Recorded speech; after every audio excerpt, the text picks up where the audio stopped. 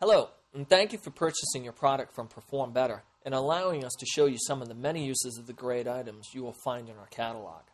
The goal of this video is to help you better understand the product and to see how you can use each of them. Now, because most of the products in the Perform Better catalog can be used in a variety of settings, we'll try to show you as many different uses as possible for the home user, the physical therapist, or the trainer, so everyone can walk away with some great ideas. We are always available to assist you if you ever need an answer to a question that you may have, so please don't hesitate to call us directly at 1-800-556-7464. Thanks again, and let's move on to the exercises. With so many different pieces of equipment out there telling you how it will make you faster, more agile, and explosive, it is hard to determine what is right for you and just how you need to use it. There are resistance bands, weight sleds, reaction balls, agility ladders, dot drill mats, and many other products to help you get faster and more agile. We will focus on the agility ladder in this video. This is probably one of the most useful pieces of equipment that we sell. It is extremely compact and travels well, but the amount of clients that you can use it with at any one time is terrific. And whether or not you are training speed, balance, power, or strength, it can all be done with this simple piece of equipment.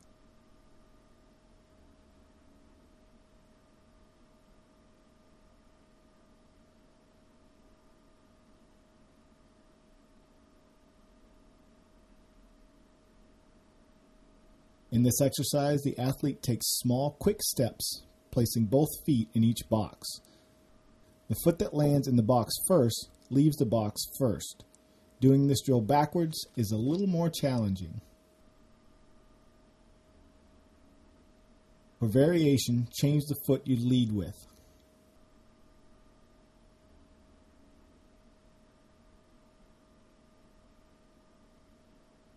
On this drill, we're going to start with 2 feet outside of the ladder. We're going to progress with both feet coming inside of the box. They're both going to step out of the box and then progress up to the next in the series. Whatever foot steps into the ladder first will be the first one out and then up into the next box in the series. You can also count this too by going 1, 2, 3, 4. Whatever's easier for yourself, your client, or your athlete to remember. When you go backwards, remember, you want to lean forward a little bit so that you do not lose control of the center of gravity. Start the progression again. Slow to fast. Get the footwork down, get the pattern down before you start to increase the speed. And stay on the balls of the feet. You do not want to have the heels hitting at any point in time.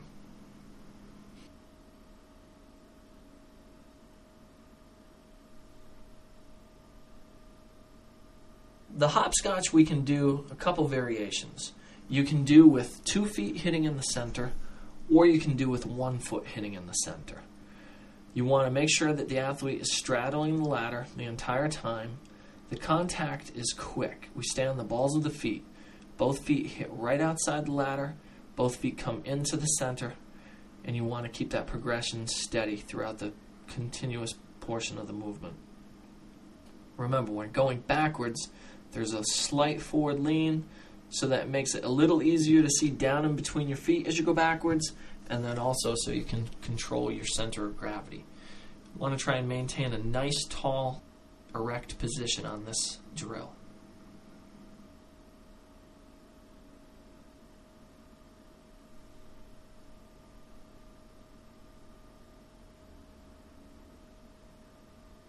On the hopscotch with the squat, forwards and backwards, all you want to do is just, on the outside, slow the descent down into a full squat. Go to a depth that you can control. Make sure that the athlete or the client has their feet parallel to the black nylon strap on the outside. You want to try and land with a quick hit in the middle and then squat on the outside. Your chest stays up nice and tall. Only lower your hips as far as you feel comfortable with, making sure that the athlete or the client has good squat technique. Again, on this one, it's a slow to fast progression. Start slow. Once they get comfortable with the movement, start going a little faster.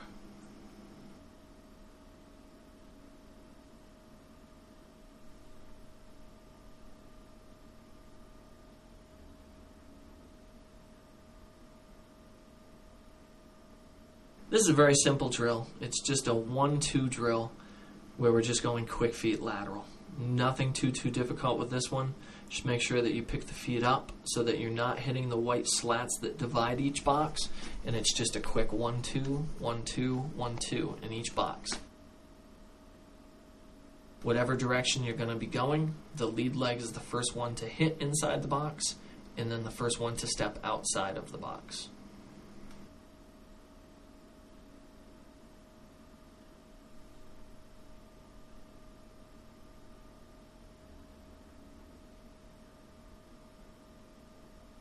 On this drill, like the lateral step that we just did, we're just doing a crossover.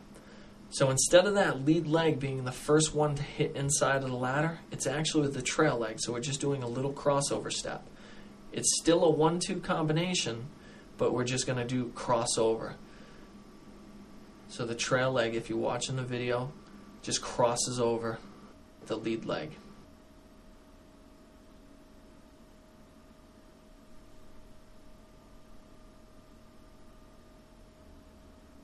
On this drill, you want to make sure that the athlete or the client rotates their hips as much as possible.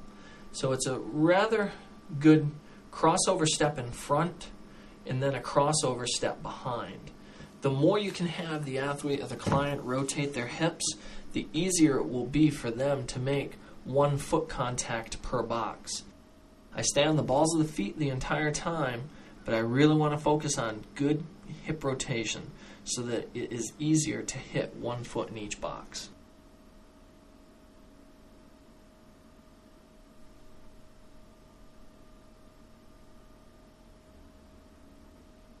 On this drill, the client or the athlete starts outside of the ladder. The first leg inside the ladder is the lead leg. The lead leg is whatever one heads down the ladder first. This is a 4-count drill, so you're going to have an in, out, out count or cadence, or you can do 1, 2, 3, 4. You want to make sure on this drill, that bottom portion of the black nylon strap, the athlete or the client, their hips pretty much stay over that the entire time. They don't come too far forward or too far in back of that black slat while moving the feet in that 1, 2, 3, 4 pattern or in, out, out.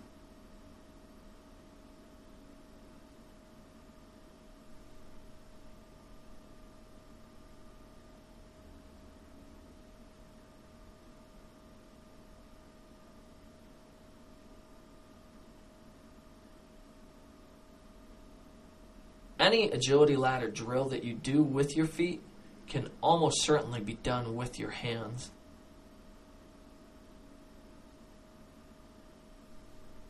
Lateral 2 hands in. On this drill, much like the lateral 2 feet in, you're going to maintain a push-up position throughout the duration of the movement, and it's going to be a 1-2 count with the hands hitting inside of each box.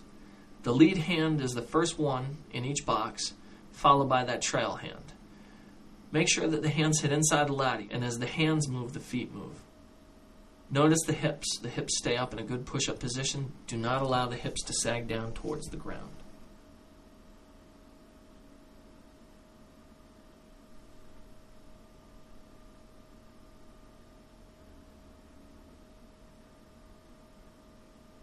The crossover is just a variation where now the trail hand crosses over the lead hand. I still stay in a nice push-up position. As the hands move, the feet move, and I just cross that trail hand over the lead hand.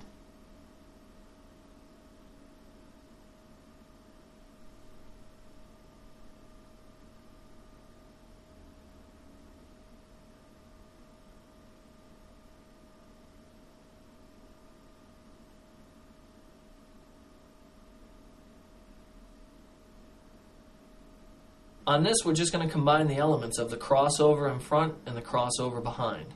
So, like we did with the feet, we're just doing it with the hands. So we want to cross in front and then cross behind. You're still only going to have 1 contact per box, but you want to focus on really trying to rotate the hand in front and then the hand behind.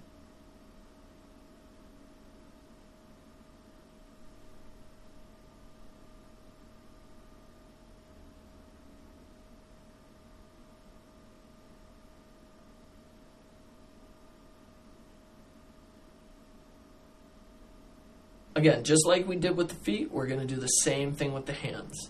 On this, where we kept the hips over the black portion of the ladder, we want to keep the shoulders over the black portion of the ladder.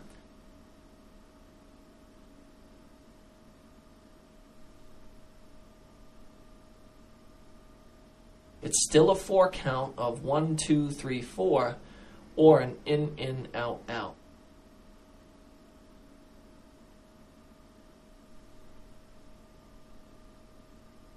Maintain a good push-up position. Do not let the hips sag down to the ground. And then start the movement from slow to fast. As you start to progress in this drill and you want to work on hand speed and contact time, have the athlete go as fast as they can.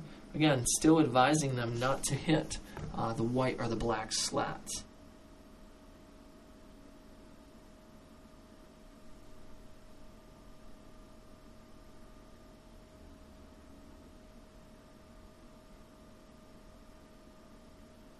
Much like we did with our feet, we're just going to do a progression with 2 hands going forward in each box. Whatever hand is the first one up or down, you want to continue in the pattern. The feet stay to the outside of the ladder, and you want to make sure there's even distribution of the weight over both the hands and the feet. Try not to sit your weight too far back where there's very little resistance or weight on the hands, and don't push your weight too forward where there's too much weight on the hands.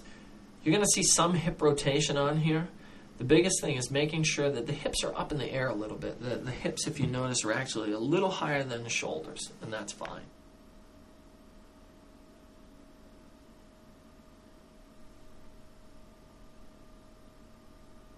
Similar to the drill that we did with our feet, we're going to do with our hands for the in, out, out. If you notice Meredith doing the pattern here, feet stay to the outside of the ladder the whole time.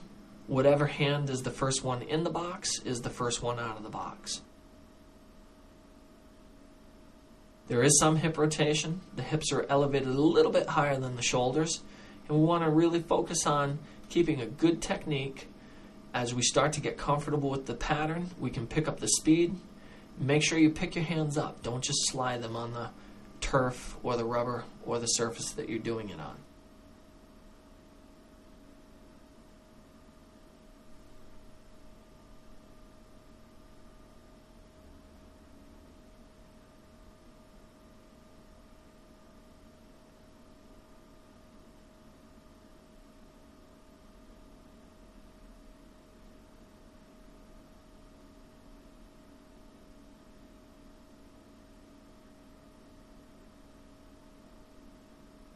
Now we're starting to get into a little bit more advanced upper body drills. This is the hopscotch upper body. Feet stay to the outside of the ladder the entire time, and we're helping propel ourselves forward and backwards by pushing our body off the ground with both our hands and our feet. Want to try and get both hands to hit inside the middle of the ladder, and we're using our feet to help propel us forward and backwards.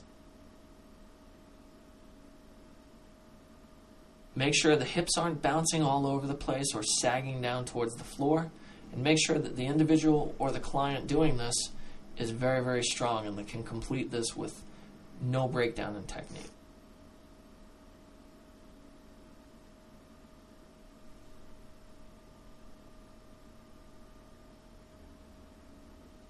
Another variation of the hopscotch for the upper body.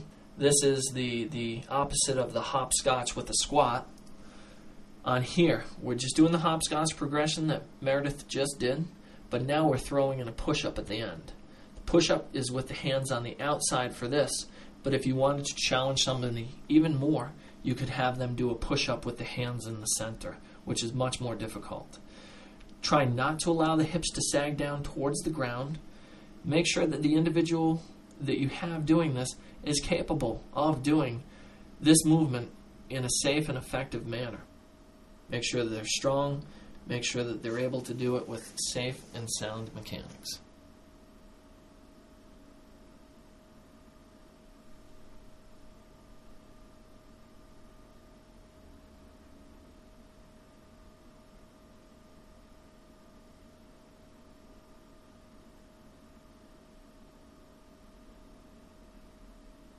These are just some various circuits that we created using all of the products that you're going to see in the videos that we've made for you. Most of the exercises that we're doing in these are also demonstrated in all of the videos. Just really goes to show you what you can do with very limited equipment in a very small space. This space is probably only about 10 by 15. 2 people, you probably get about 3 people, maybe 4 people going through this circuit or these circuits in this space. Again, using not a lot of equipment and just really trying to get creative with the different pieces of equipment that we have in our catalog, whether it's the agility ladder, the banana steps, some of the disc pillows, the stability ball, some medicine balls, or just body weight. But that's all we're doing here, is just coming up with some creative exercises that we can show you how you can use the equipment in a very limited space on a very limited budget.